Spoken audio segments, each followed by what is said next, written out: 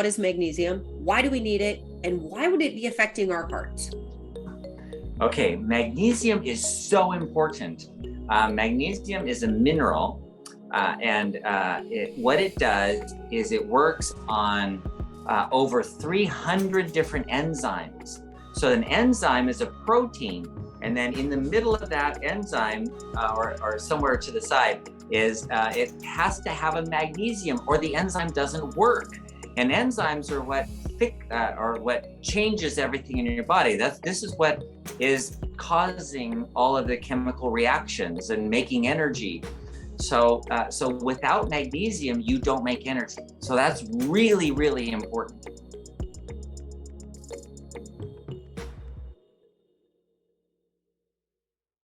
Hello, everyone. Welcome to our Healthy Heart webinar.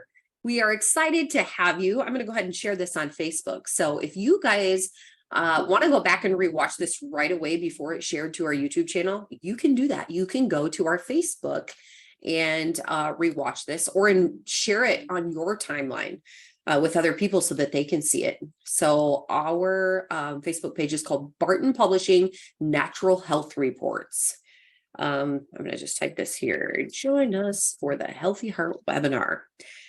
And today we're going to talk about something very interesting. I'm excited to learn about this topic. So we're going to be talking about the various ways that vitamin deficiencies may be affecting your heart. And so this is new. We're excited. Dr. Saunders is going to be sharing with us. But before we dig into that today, Dr. Saunders, can you give us a disclaimer?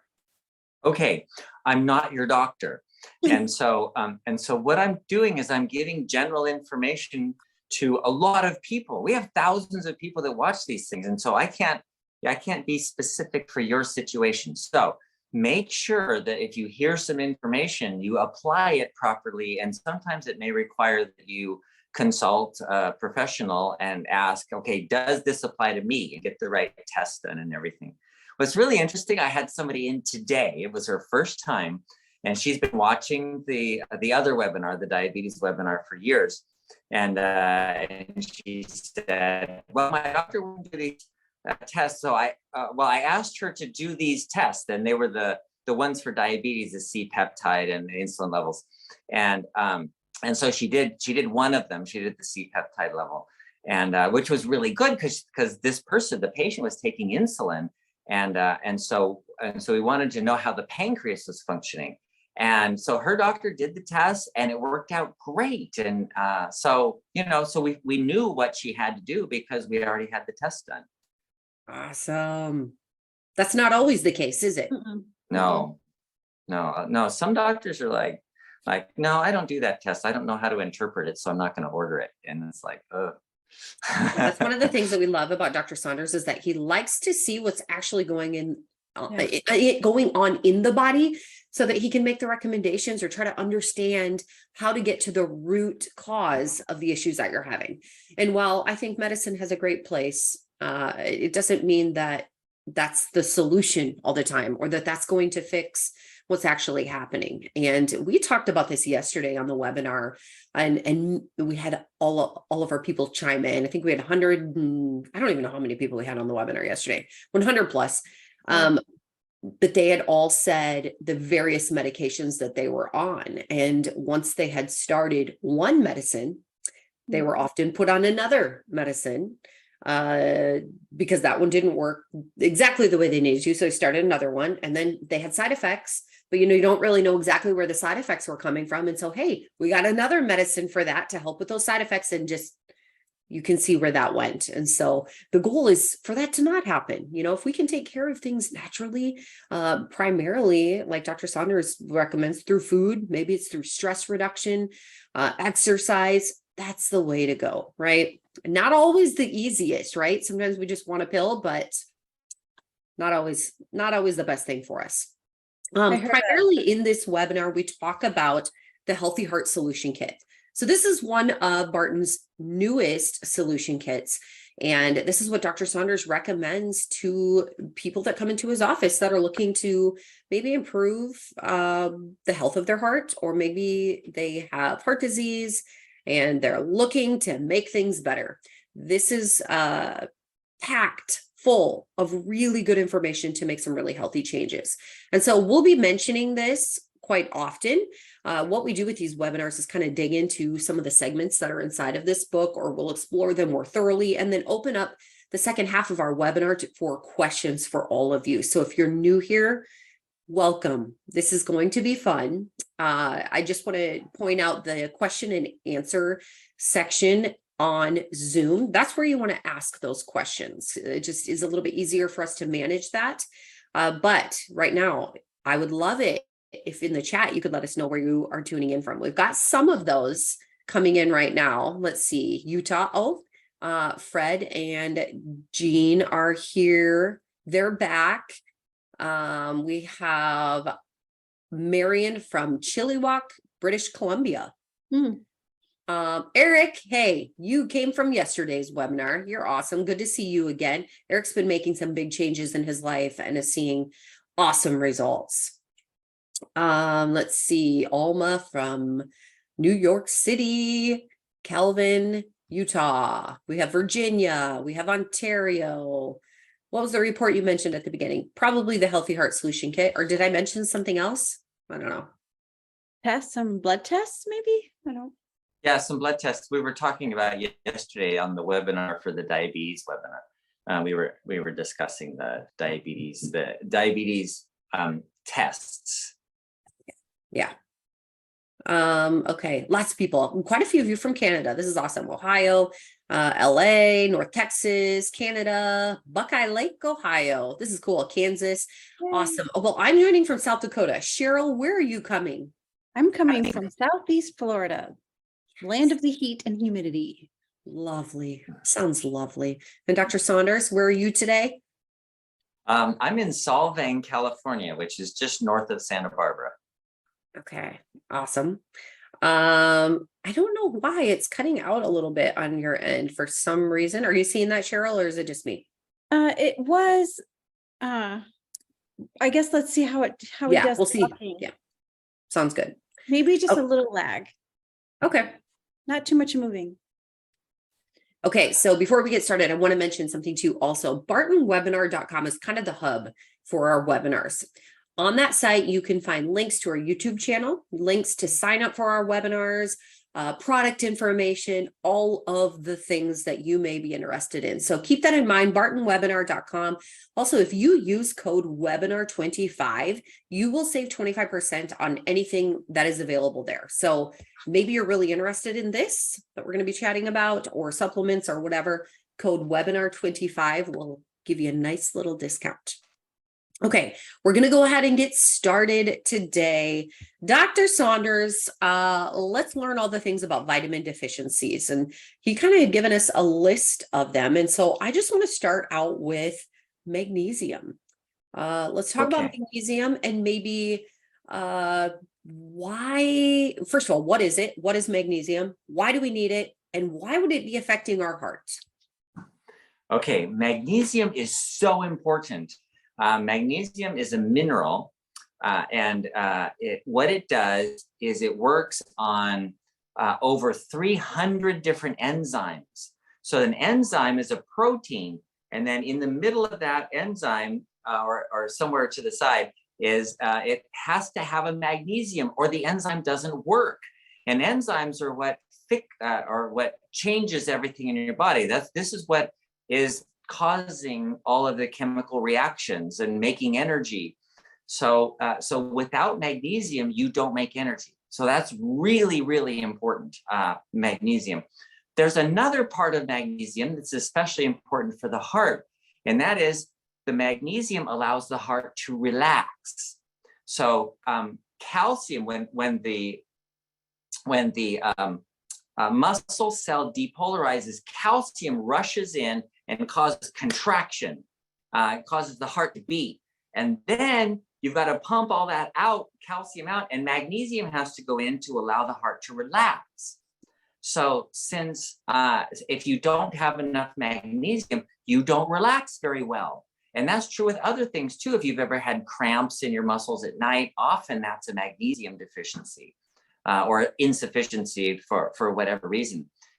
because magnesium is required to take the place of that calcium so that a muscle can relax. And that is where all the energy is being put in. So people who have congestive heart failure, they have one of two types, are the general types of congestive heart failure. Either it's systolic or it's diastolic. And diastolic congestive heart failure means your heart doesn't relax very well. It takes a long time to relax. And so it doesn't fully open up before the next beat comes and contracts it again. And then it doesn't fully open up and a beat comes and contracts again. And so you don't fill your heart very well with blood. So you're actually getting less blood flow, and it's called heart failure because the pump isn't working. But the reason it's not working is because it's not relaxing.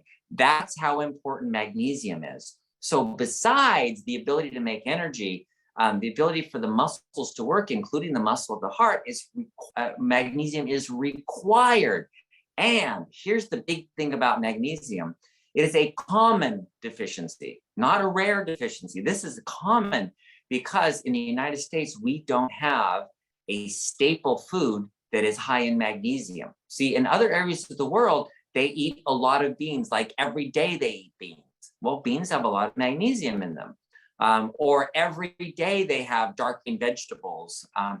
In the United States, we eat, iceberg lettuce or romaine lettuce that has very little magnesium. Yeah, it's green, but it's not like a kale green or spinach green. It's lettuce, which is fine. Lettuce is good for you, but it's not high in magnesium. So we don't have staple foods that are high in magnesium, and because of that, we have a common problem of a lack of magnesium. In fact, when people are having a heart attack, in the old days when I was in medical school, old days in medical school, that was over 30 years ago. We used to give an intravenous dose of magnesium if someone came in with having a heart attack. So if their EKG was showing they're having a heart attack, this is before we could do tests on enzyme levels and go to the cath lab and all that stuff. We would give them a shot of IV magnesium. And IV magnesium allows that relaxation to happen. It also relaxes the muscles in the arteries of the heart. So even the arteries that are supplying the blood relax and open up and allow more blood flow. And that actually statistically works better than what they're currently doing with putting stents in somebody's heart. You can get to them faster and it works faster, and then they don't require a stent because it allows the blood to flow again. So magnesium is that important. And because it's a common deficiency, it's something that I often recommend people supplement. Just take a supplement. Magnesium is so good for you. And it allows you to relax too. Actually, a lot of people take it to sleep at night. In fact, you can get something called Calm, CALM.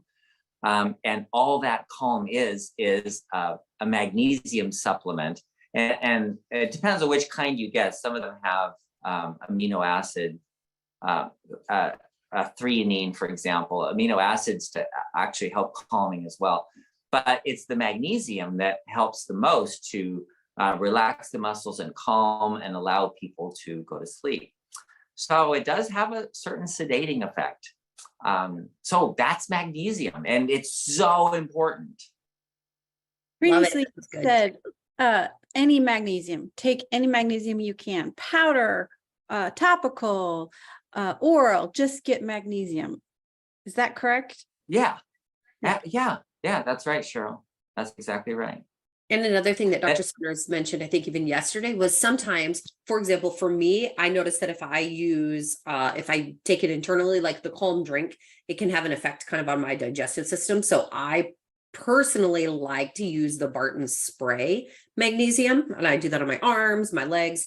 And that way I feel like it kind of avoids my digestive tract because I don't need any help with that. And so that's another option. And then we have someone here who says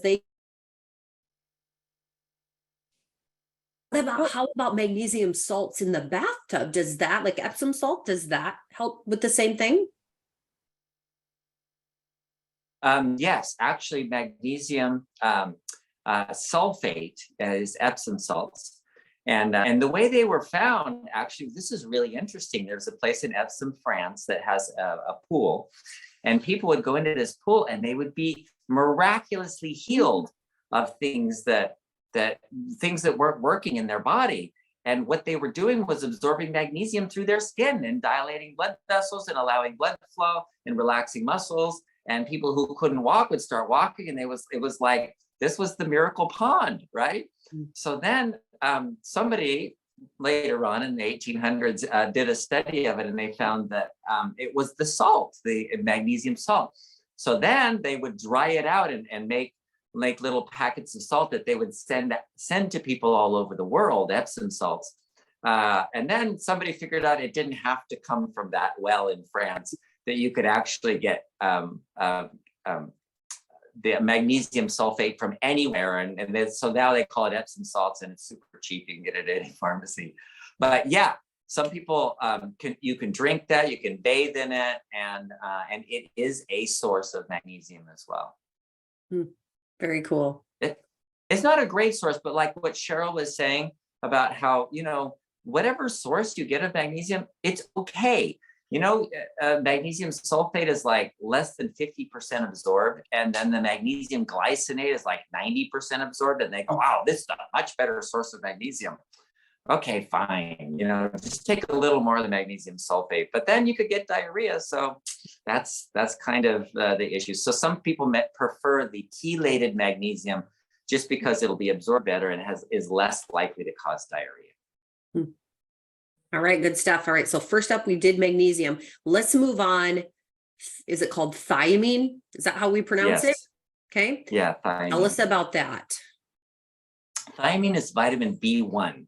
So if you want to be a vitamin, this is the vitamin to be. Vitamin B1 is super important for your blood vessels. And remember that cardiovascular disease is vascular disease. And it's the blood vessel, the lining of the blood vessel has what's called glycocalyx in it that allows good flow of the blood. And that is especially important in those little tiny arteries that you can't even see, that are microscopic.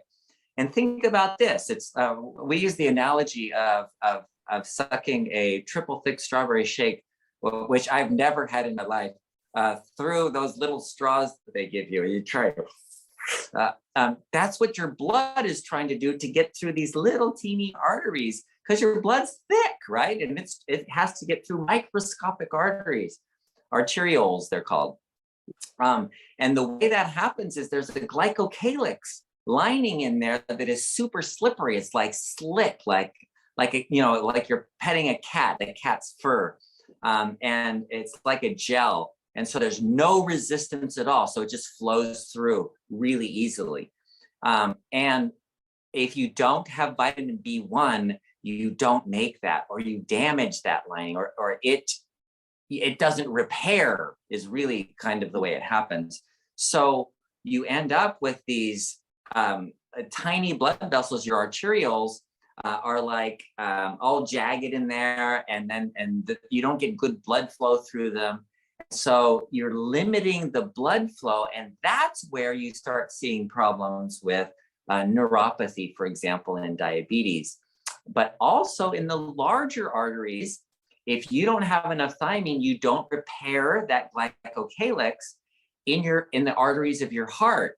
And so if you don't repair it, guess what? Clots form, because the blood starts twirling around in there, and then it kind of stops, and then it's allowed or starts to form clots. And that's what heart disease is. That's what vascular disease is. So the thiamine helps you repair those arteries.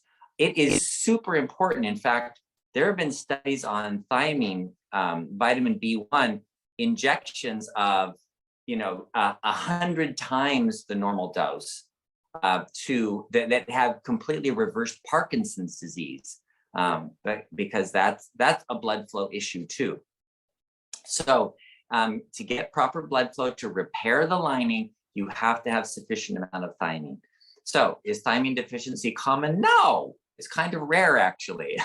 But if you have heart disease, you better test your thiamine levels and make sure that that's good. And even if you have normal thiamine levels, there are some people don't activate it. Thiamine is a vitamin that has to be activated, and you have to have the enzymes to do that. So some people have to take the active form of thiamine in order to reverse or repair their blood vessels. How do you know what's an activated form of thiamine or just a regular thiamine? Like if you go to the store and want to buy some, how do you know it's activated? It'll say, oh my gosh, I'm blanking on it. TTFP.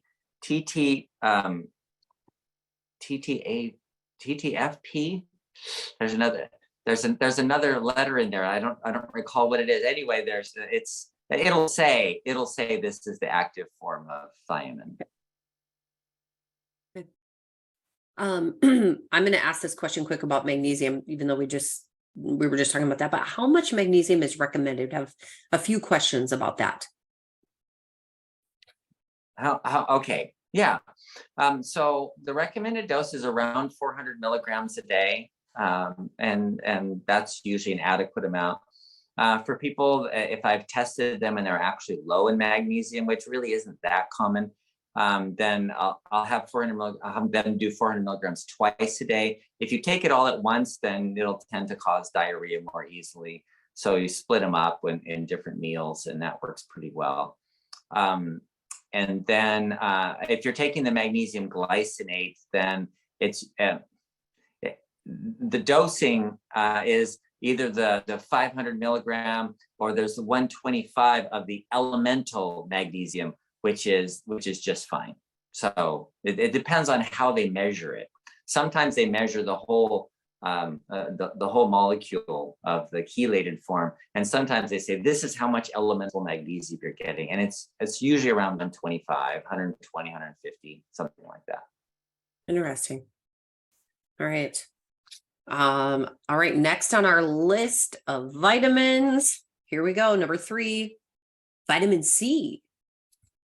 Vitamin C. So many years ago, 30 years ago, 40 years ago, in the 1970s, Linus Pauling started doing research on vitamin C, and he had won a Nobel Prize for discovering structure of proteins. In his research, he found vitamin C was like really important, and there were so many things vitamin C did. It wasn't just an antioxidant; it was necessary for the proper production of collagen, for example. And guess what your blood vessels are made out of? Collagen.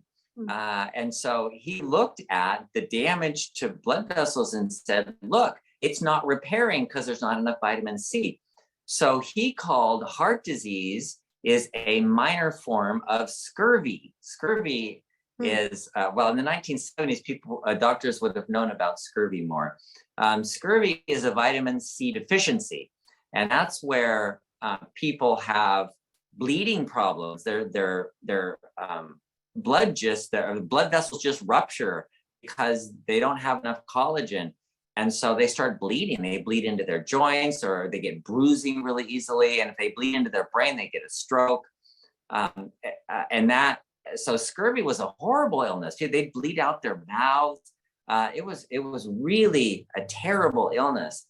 And before the doctors knew what it was, they would have all these kinds of treatments. And the doctors swore this worked. They would bury people up to their necks in hot sand. They would blow smoke up their butt. Really, that's a real thing.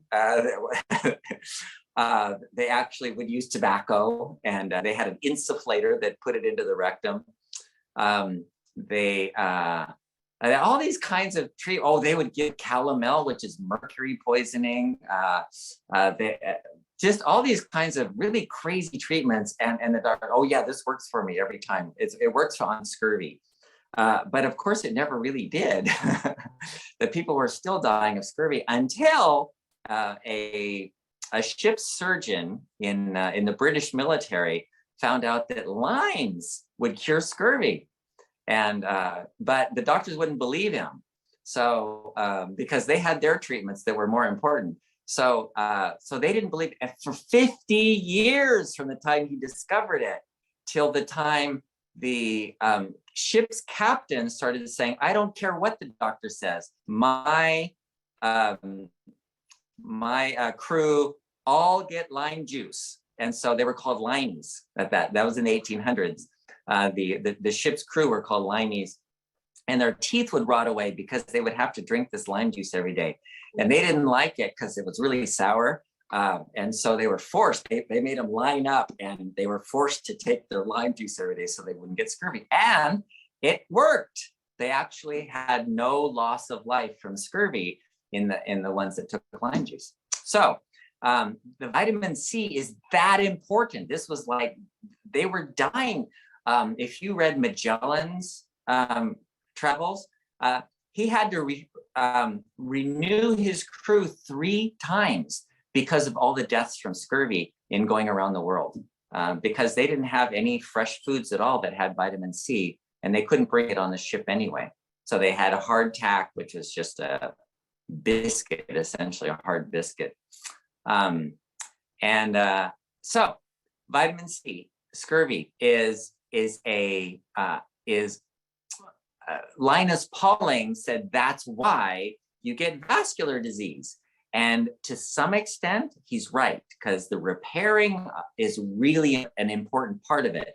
But it's just a part of it. It wasn't the whole picture of everybody would be cured of all their vascular disease if they just took vitamin C. It's not that simple. Personally, he took vitamin C 10,000 milligrams a day for the rest of his life, which was, I think he lived to be like 90 years old or in his 80s. He was pretty old, but I don't think he died of heart disease. I don't remember. Anyway, the vitamin C is so important for your blood vessels. You need it. So where do you get vitamin C? Fresh foods, fresh fruits and vegetables. You know what? Peppers have a lot of vitamin C. A single strawberry has a lot of vitamin C. And here's some interesting fun facts about vitamin C.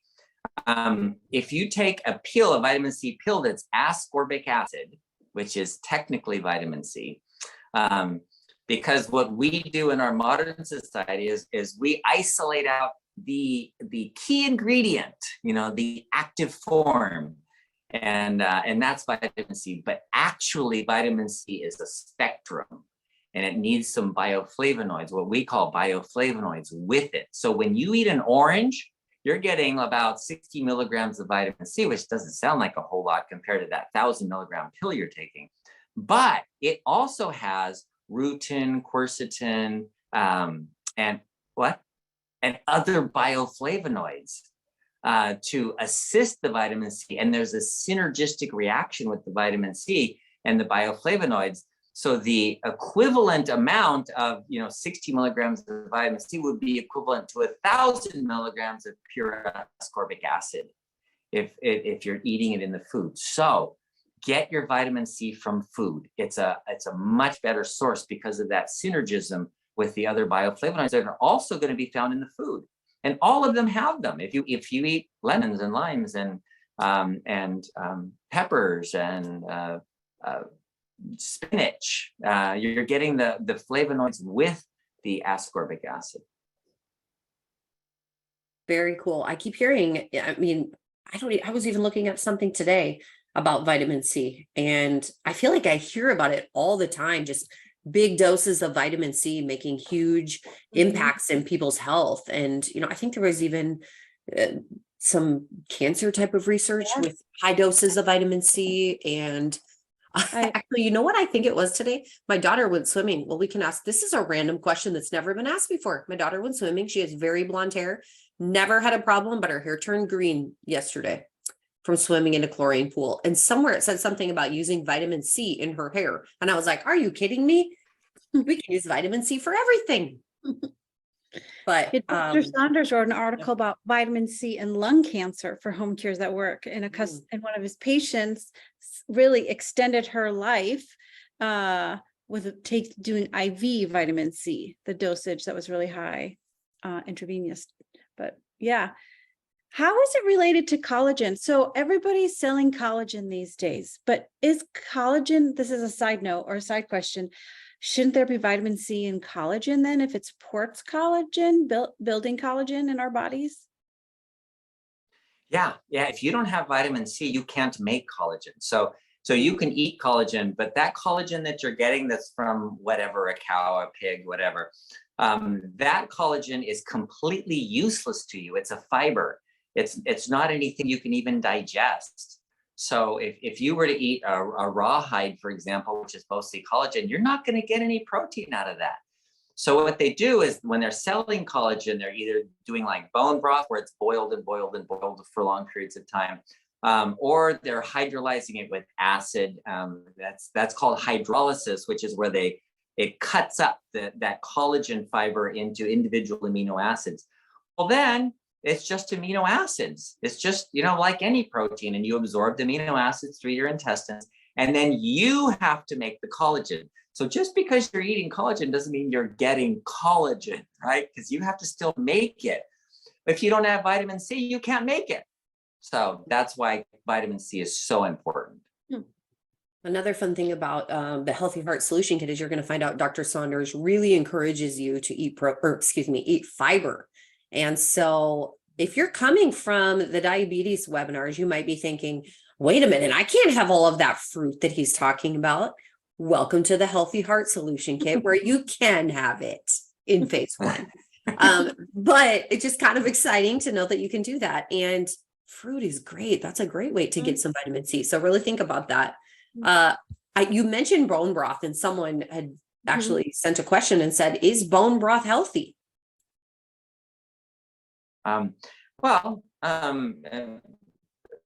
Yeah, bone broth has a lot of vitamins. Out of the bone marrow, you're getting B vitamins, iron, you're getting all kinds of things in there. You're getting magnesium, calcium, sodium, potassium, and then it's got the protein from the boiling of the bones are actually mostly made of protein. We think of the bones as all calcium. But actually, most of the matrix in the bone is protein. So as the bones are being boiled, you're also getting protein in there. And so if you think of the nutrients that are in there, yeah, that's healthy. Awesome. All right, let's move on to number 4. Our 4th vitamin that we're going to talk about today is nitric oxide. What in the world is this, and why do we need it? Nitric oxide should be a vitamin. It's not a vitamin, but it should be.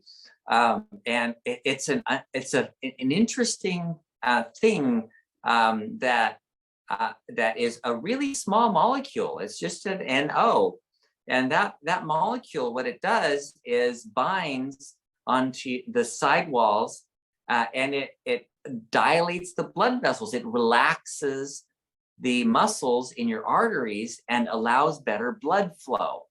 And that is so important. If for example, let me give you an example. People have heard about their nitroglycerin pills, right? Those little teeny nitroglycerin pills that people put on their tongue when they're having chest pain. What does that do? Well, that increases their nitric oxide, because it's the nitro in the nitroglycerin, increases the available nitric oxide and dilates the blood vessels really quickly, so the chest pain goes away. Because most heart attacks, 60% of heart attacks are not blocked arteries from clots. 60% of the time, it's a muscle that's closing down because it's inflamed, because there's clots and other inflammation there, or for emotional reasons, or for stress reasons, because you have this extra adrenaline that causes constriction of blood vessels.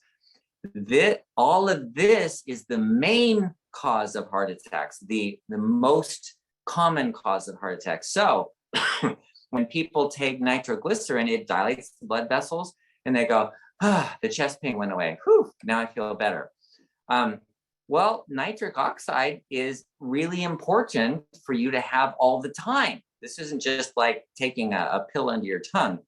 So how do you get nitric oxide? Well, making sure you have enough protein. L-arginine is an amino acid from protein that allows your body to make nitric oxide.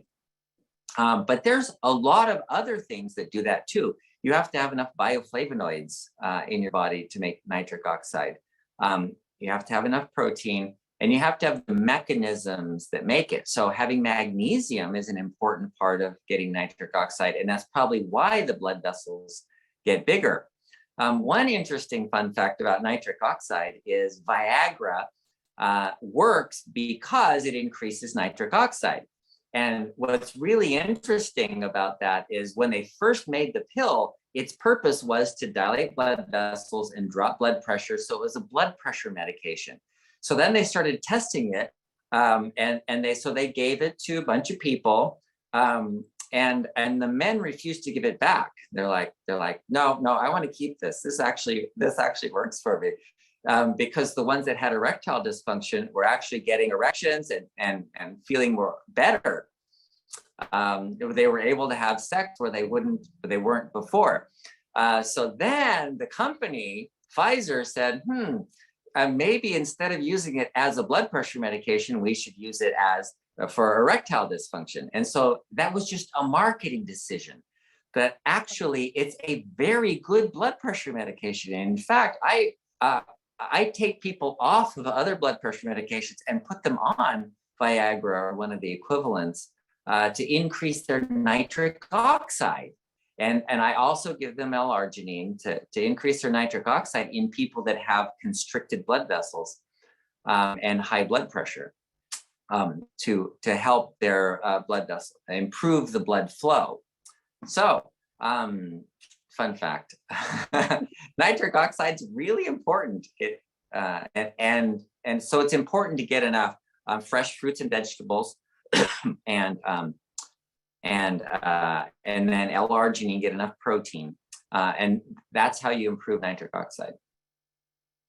Does nitric oxide help diabetes?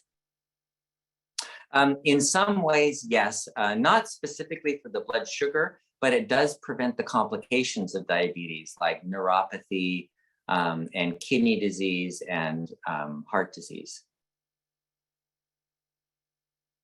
All right, I want to review these quick. So if you by chance missed any of this, you can go back right away when this is done and watch it on Facebook. Again, it's Barton Publishing Natural Health Reports, and you can rewatch this. Of course, we're going to post it to the YouTube channel, but our video guy is out, and so we're a few weeks behind. So, okay, so the vitamins that we discussed and how they affect your heart, why they're important, are number 1, magnesium. Number 2, thiamine, which is B1, vitamin C, and nitric oxide, which is actually a molecule, right? So, super good information. I love this. This is so helpful. We have a lot of questions that are already coming up. So we're going to go ahead and dig into those. Feel free to post your question on the Q&A or in the Q&A if you're on Zoom. If you're on YouTube or Facebook, post those in the comments. We'll do our best to get to those. But here's one that came up about magnesium. Morris said, is magnesium sprays effective to reach the heart? Yes. So magnesium is needed everywhere in the body. And as far as reaching the heart, as soon as it gets into the blood, it reaches the heart. So the sprays are absorbed through the skin, or if you're taking an Epsom salt bath or going to Epsom, France to sit in their pools, the magnesium, when it gets into the body, it goes everywhere. And you know what's really amazing is when something is put into the blood, like with a shot or whatever, gets into the blood, it gets everywhere so fast. It's like miraculous. Like we watch the blood course through the veins. But if you've ever had the experience, I don't know, you touch your little toe to something like, none of you have probably done a DMSO, dimethyl sulfoxide. Immediately you taste it in your mouth. It doesn't take like a minute to travel up your arteries and get into your veins. The magnesium, when it gets into the blood, it's just there. It's just there. It's not like it has to get to a certain spot. It's just there, like available for everything, including the heart or whatever other blood vessels. It's like nano fast, like not like milliseconds, like nano. I don't even know how to call it. Nano. So fast. interesting. Yeah. Immediately. It reminds me of it's so immediate. Oh, go ahead. The proteins, like in a cell, we think of that like they have to move along and they have tracks and all that stuff. But even in a fluid, a liquid, these proteins can move at incredible distances. I mean, they can move like a millimeter a second or something like that. Well, a millimeter takes up, thousands of cells. And so proteins can move fast. It's just amazing. I actually have to take off early today to bring my son to an appointment. So I'm going to let Cheryl go through these questions, and I will see the rest of you next week. And I'm going to make sure I don't end the webinar for everybody here. So hold on. Actually, I'm going to switch my. Go ahead, Cheryl, and I'll somehow get myself out of here. Alma has a question. I recently had CT heart calcium score test results 266, prompted by incidental finding of atherosclerosis calcified aorta. What do you recommend to reduce or delay progression of this? Is it related to taking dietary calcium for bones? Okay, beautiful questions. Those are all great. Okay, coronary CT calcium score is a score that it takes the volume of your arteries in your heart. It's a CAT scan. It looks at the volume of the arteries in your heart and looks at how much calcium is deposited in there. So a score of over 200 is a moderately elevated score. It depends on your age. If you're 20 years old, that's a lot. If you're 70 years old, it's a moderate, and it's sort of an average amount. Over 400 is considered high. I've had patients with 1,200. The number is less of an issue of the fact that there is calcium deposits in the arteries, and calcified aorta indicates that there's calcium in the blood vessels, and that's hardening of the arteries or atherosclerosis. So if you have that, and the question that was posed is, does taking calcium supplements have anything to do with that? The answer is yes.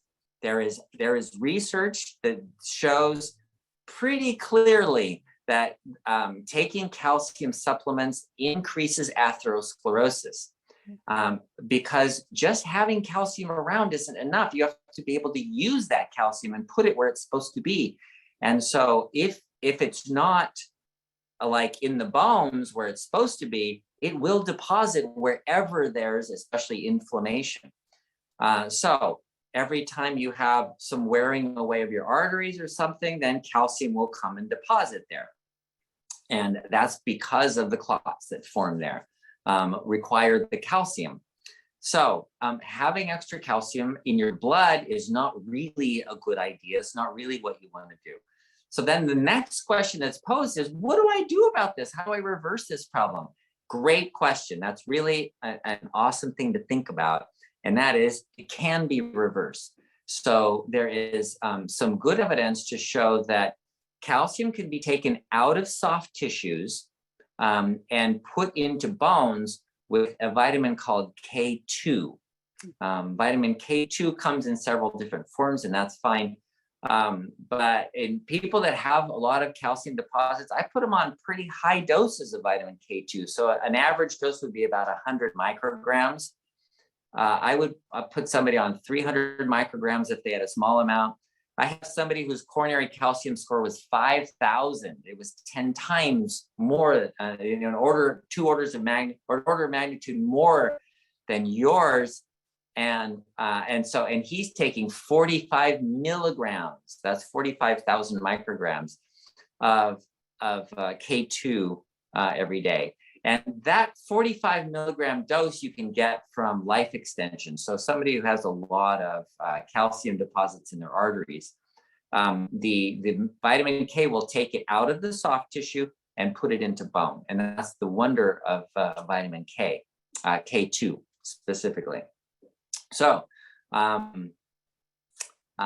yeah, that's vitamin K. Good question. And you said from Life Extensions, the supplement company, is that what you're saying? Get it Yeah, from? right. Yeah, so Life Extensions is the supplement company where you can buy higher doses of vitamin K. I feel like part of today's webinar should be about activations, because you need vitamin C for collagen, you need bioflavonoids for nitric oxide, you need vitamin K for calcium. We're so interconnected. Okay, I hope that answers your question, Alma. And Criselda says, I would really like any suggestions as to why my hair is falling out. I have stopped taking all of the supplements. Okay, so hair falling out. Is this male or female? I think it's a female. Female. But Okay. both, yeah. Okay. Hair falling out of female is a little different than hair falling out of male. So if you're going through menopause or you're postmenopausal, then hair falling out could be from male pattern baldness. If you have the balding gene and you have relatively high testosterone because now you've lost all your estrogen, then you actually start losing hair in the same way men do, and for the same reason, because of the high testosterone. So why would you have high testosterone? Well, it's not that you have high testosterone, you have relatively high testosterone, but now your ovaries have shut off and you're not making estrogen. So then that balance has been thrown off. So you start getting male pattern baldness. And I'm sure many of you have seen like older women that have very sparse hair on the top. and that's mostly where that comes from, is a testosterone issue. So one way to handle that is hormone replacement therapy and monitor the relative amounts of estrogen and testosterone. Because you have to be careful, because testosterone is actually made into estrogen in the fat, in the abdominal fat. So you have to watch the balance as part of that. Okay, another reason for losing your hair is a thyroid problem, low thyroid. And that's for a different reason. That decreases circulation. That's why your hands get cold when you have low thyroid. Well, the decreased circulation to your hair follicles means they're going to fall out. Another reason is low progesterone. So if you're going through menopause and your progesterone falls off, then your hair will fall out.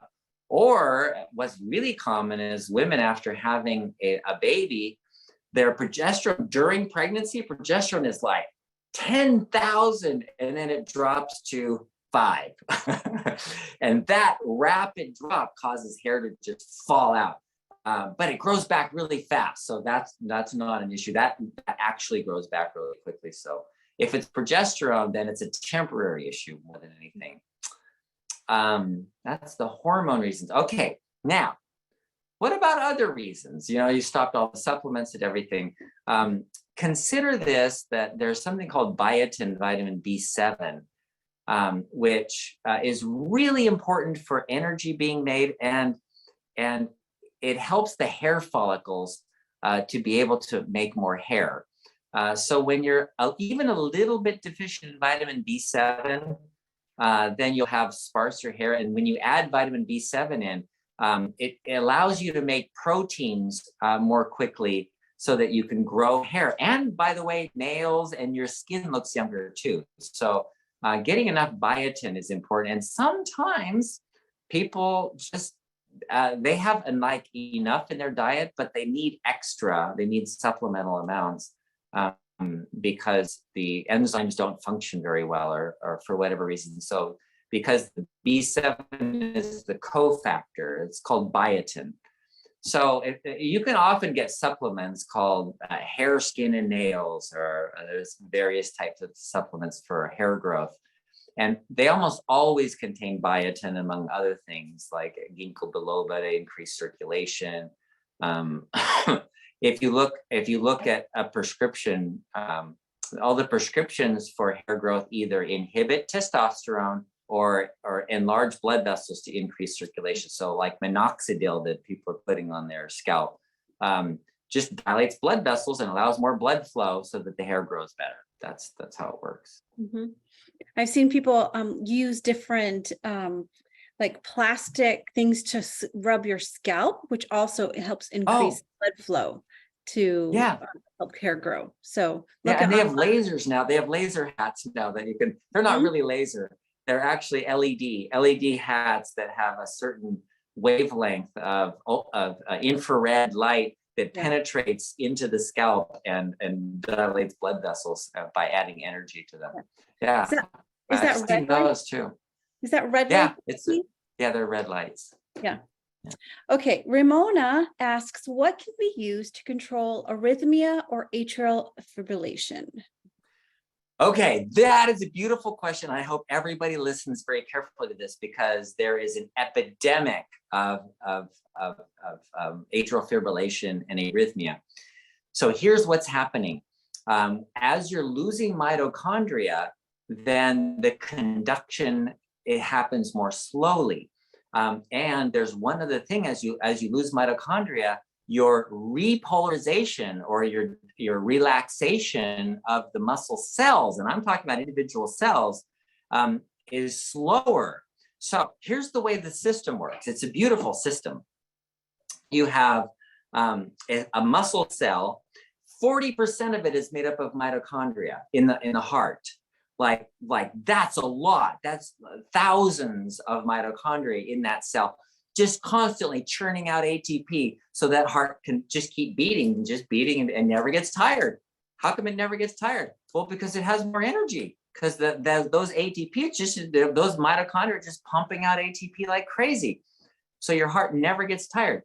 So what happens though is over time, because of poor nutrition, because of toxicity, because of things like diabetes, lack of blood flow in some cases from the tiny blood vessels, can decrease the amount of mitochondria in that heart muscle cell. So what happens is it's kind of like a mousetrap. And so the mousetrap it closes, like you have to put the energy into the mousetrap when you set it. So you put energy into it and then you set it, and all it takes to make it go off is a little tap on the trigger. Bam, it goes, right? And that's what your muscle cells are doing. So your muscle cells go, but it has to put energy in to relax it. So the ATP that's being produced is not enough, and so it takes longer to relax that muscle. And so before it's fully set, the next impulse comes along, and it misses it. Then it sets, and then it goes. And so they're going at different times. The muscles are all working on different timelines. And so that starts atrial fibrillation. Other arrhythmias happen for a similar reason of not having enough energy in them. So what do you use to control them? Yeah. So what you need is to increase mitochondria. You need to get back your 40% of your cell needs to be mitochondria. And so the way to do that, CoQ10, L-carnitine, this is in the book. So just get your book, it's all in there. CoQ10, L-carnitine, D-ribose, and magnesium. These are all common deficiencies that are really important. And there's another one called PQQ, that is pyrroline, quinoline, quinone, and that increases mitochondria as well. So, and then on top of that, that's just the supplements that have been shown to increase mitochondria. The other part is you have to get anabolic, and that's where you get the 6-10 reset, where you have to go to bed with an empty stomach by 10 o'clock at night, eat breakfast in the morning, so you have a circadian rhythm that allows you to be anabolic for all night long, so you rebuild and repair things. Okay, so peaks, CoQ10, magnesium, L-carnitine, and PQQ. And D-ribose. And D-ribose. Okay. I'm writing these down. My mom struggles with atrial fibrillation, so I'm going to give this to her. If you want to know how much of each one, it's in the book. Okay, yes. Do you have time for one more question? Sure. Okay, let's see.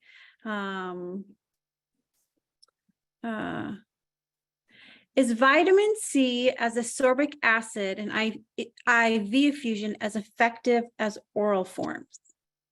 Okay, there is no way you can get vitamin C orally at the level that you're getting it intravenously. So if you take the exact same amount, 1 gram of vitamin C, you take a pill, and then compare it to what you're getting if you do an IV dose. Yeah, you're getting 10 times more from the IV dose than you're getting from the pill. So why is that important? Well, if you have an issue with inflammation, if there's some kind of issue with inflammation, or like you were saying earlier about cancer, some people are using it for cancer, and there's some good evidence for it. They're currently doing some research on it at the Johnson Cancer Research Institute at USC. There's a researcher in longevity who has found that if you fast for 2 days before and then do a high dose intravenous vitamin C treatment, and then 1 day after, it's 3 times better than doing chemotherapy for the same cancer. So, and it doesn't cause you to lose your hair, and you don't get toxic from it, you don't get nausea, you don't get any of the side effects of chemotherapy. So, and they're actually doing research on that currently. So, sometimes vitamin C IV is necessary. If you were to take more than, say, 10 grams of vitamin C, you would just get diarrhea, and you wouldn't absorb all of it anyway. So, okay, one last question. Will you recommend B complex vitamin or a multivitamin and multimineral plus tablet as a daily supplement? So B complex vitamin, multivitamin, or multimineral? Yeah. Okay. So it's a good idea to take vitamins, but it's not a good idea to take them all the time. So most people, if you're not actually deficient, like if you're deficient in vitamin B12, you should probably take it every day. But if you have adequate levels and things are functioning well, you could still take a B vitamin, but take it on a weekly basis. There is a lot of evidence to show that intermittent high dose vitamins followed by not having any is a better way to take them, and including minerals. They actually did a study on magnesium, one of the things we were discussing today, where they gave a gram of magnesium and drew their blood to find out how much they absorbed. And they found their absorption in only 90 days, their absorption was only 30% of what they started absorbing. And because biology adjusts, so your absorption mechanisms are going to adjust according to the excess that's put in there. Oh, that's extra. We don't need that. We don't need to absorb all that. So you'll decrease the number of absorption mechanisms that you have for that. And so, but if you have periodic times where you have none, where you have a lot, and then you have none. If there's times that you have none, you'll increase your absorption mechanisms for that. And that's been shown in herbal studies, like with, what was it? Oh, I was just talking about this the other day. Wormwood wormwood has been used for thousands of years for malaria. And it wasn't working until it wouldn't work long-term until they started doing it on a schedule of 5 days on, 2 days off, 5 days on, 2 days off, and then it kept working. So, there's a lot of evidence that doing something every day is probably not best. That's amazing. So, Krish, take your vitamins intermittently. Don't freak out if you miss something. Actually, your body wants to work for you. It wants to do a good job for you. Think of it that way. All right. That's really interesting, Cheryl, because I have a lot of people come in and say, yeah, I ask them about their supplements and vitamins, and they go, yeah, but I'm not very good at taking them. I said, well, well, maybe a couple times. Perfect. Stay with that. Yeah. They're like, what? Yeah. You've at one point in the past said, just put them in a bag and take one out when you want to. Like, it doesn't matter which one, just take one every once in a while. Yeah. Okay, this is not your doctor's advice. All right, we have tons more questions we did not get to. So please come back next week. We will try to answer them, ask again. But thank you for joining us. Thank you, Dr. Saunders. We'll see you all next week. Okay, Bye. Bye.